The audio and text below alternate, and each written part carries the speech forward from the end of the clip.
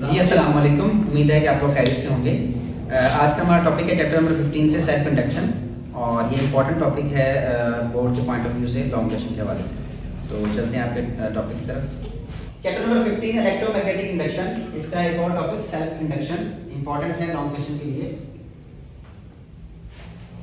इसका बैकग्राउंड क्या है, इसके अंदर हम जो प्रिंसिपल यूज करते हैं अगेन वो Faraday's law is equal to minus N delta phi by delta T वाला फैराडे लॉ अप्लाई करते हैं।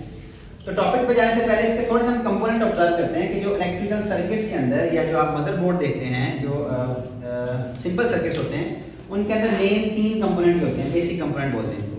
पहला कंपोनेंट है कैपेसिटर, हमने फर्स्ट चैप्टर के अंदर पढ़ा, चैप्टर नंबर 12 के अंदर। उसके होते हैं कैपेसिटेंस, इसका ये सिंबल है, ठीक है।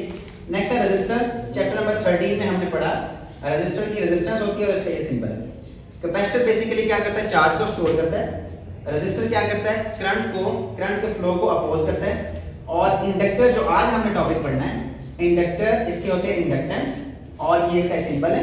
अब ये इंडक्टेंस करता क्या है, जो काम रेजिस्टर डीसी सर्किट में करता है, जैसे करंट को अपोज करता है, वही काम इंडक्टर एसी सर्किट के अंदर करता है। ये एसी के अंदर जो चेंज है उसको अपोज करता है। तो देखिए मैं लिखा है यहाँ पे, same function in AC as resistor does in DC. तो जो काम रेजिस्टर डीसी के अंदर करता है वही काम इसने एसी के अंदर करता है, ठीक है। छोटा सा बैकग्राउंड है इसका। तो अब डेफिनेशन देखें, डेफिनेशन क्या है, phenomena in which changing current का चेंज होना तो जरूरी है। Changing current in one coil या in same coil produce an EMF in itself is called self induction. तो ये सिंपल सी डेफिनेशन है। प्रिंसिपल क्या है, it works on the principle of Faraday's law of electromagnetic induction. तो ये इसका प्रिंसिपल है, इसके प्रिंसिपल में काम करता है कि अगर फ्लक्स चेंज हो तो फ्लक्स के चेंज होने से कॉइल के अंदर ईएमएफ इंड्यूस हो जाता है। एक्सप्लेनेशन क्या है कि a coil bound over a insulating cylinder, it is connected to a switch, a battery, a rheostat. तो डायग्राम में आप देख सकते हैं, एक सिलेंडर है, उसके ऊपर कॉइल को हमने वाउंड किया हुआ है, इसको एक स्विच से, बैटरी से और रियोस्टेट से कनेक्ट कर दिया। अब मैं थोड़ा सा आपको समझाता हूँ कि प्रिंसिपल काम कैसे करता है।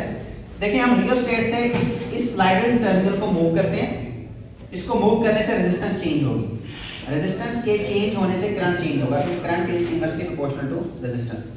करंट चेंज हो गया तो इस फार्मूले के अकॉर्डिंग B चेंज हो जाएगा, क्योंकि B equal to mu naught N I, ये हमने मैग्नेटिक फील्ड की कैलकुलेशन की थी due to a current carrying solenoid, chapter number 14 के अंदर।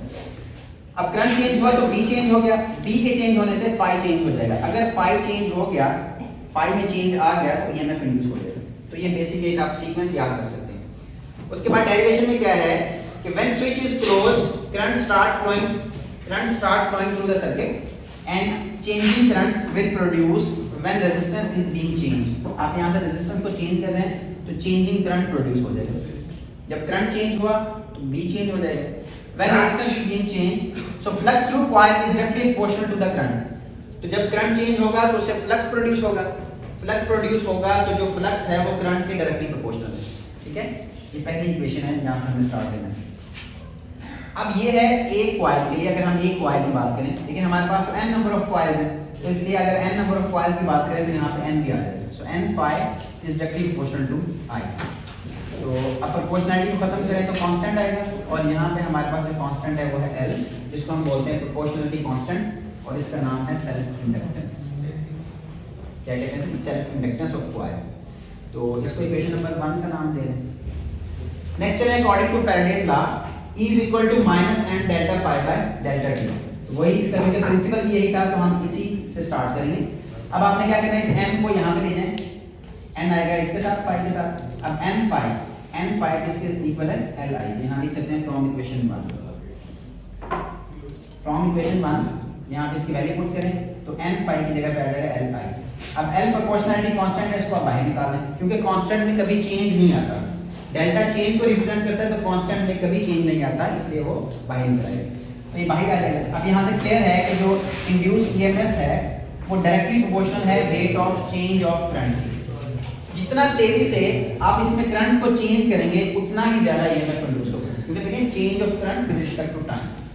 तो ये वहां से आप बता सकते हैं कि EMF is directly proportional to rate of change of current. इसी इक्वेशन से नेक्स्ट देखें क्या लिखा हुआ है कि EMF in coil is directly proportional to rate of change of current. आप इसको कह सकते हैं, ये हमने फाइंडिंग की है, इसका रिजल्ट है। सो सेल्फ इंडक्शन क्या है? अब सेल्फ इंडक्शन की डेफिनेशन करनी है, आपने इस फॉर्मूले से L की वैल्यू निकालनी है, नेगेटिव को इग्नोर करना है क्योंकि नेगेटिव जस्ट हमें डायरेक्शन देता है। So L is equal to E over delta I by delta T। Definition क्या है? इट इज अ रेशो, ये दो चीजों के दरमियान रेशो है। आपको पता है कि अगर किसी चीज को डिवाइड करें तो उसको हम रेशो की फॉर्म में भी लिख सकते हैं, ठीक है। So it is a ratio between induced EMF and the rate of change of current in a coil with respect to time. तो ये रेशो है दो चीजों के दरमियान, इंड्यूस्ड ईएमएफ और rate of change of current के दरमियान। अब इसकी डिपेंडेंस क्या है? कुछ तीन चीजों पे डिपेंड करता है, नंबर ऑफ टर्न्स पे, rate of change of current पे, एरिया ऑफ कॉइल पे और मटेरियल। आपने कैसा मटेरियल यूज किया उससे इसकी इंडक्टेंस भी चेंज हो जाएगी। याद रखना है इसका इंडक्टेंस का सिंबल ये होता है, मैंने स्टार्ट में भी आपको बताया था। तो ये इंडक्टेंस का सिंबल है, इसको हम L से रिप्रेजेंट करते हैं। नेक्स्ट इसका यूनिट है, इसका यूनिट होता है हेनरी। प्रीवियस म्यूचुअल इंडक्टेंस में जो हमने टॉपिक पढ़ा था उसका यूनिट भी हेनरी था। हेनरी की डेफिनेशन क्या है कि if 1 ampere current change in coil, आप इसी फॉर्मूले से इसका यूनिट यहां पे लिखें, henry is equal to EMF का यूनिट होता है वोल्ट ओवर करंट का यूनिट होता है एम्पीयर, टाइम का यूनिट होता है सेकंड।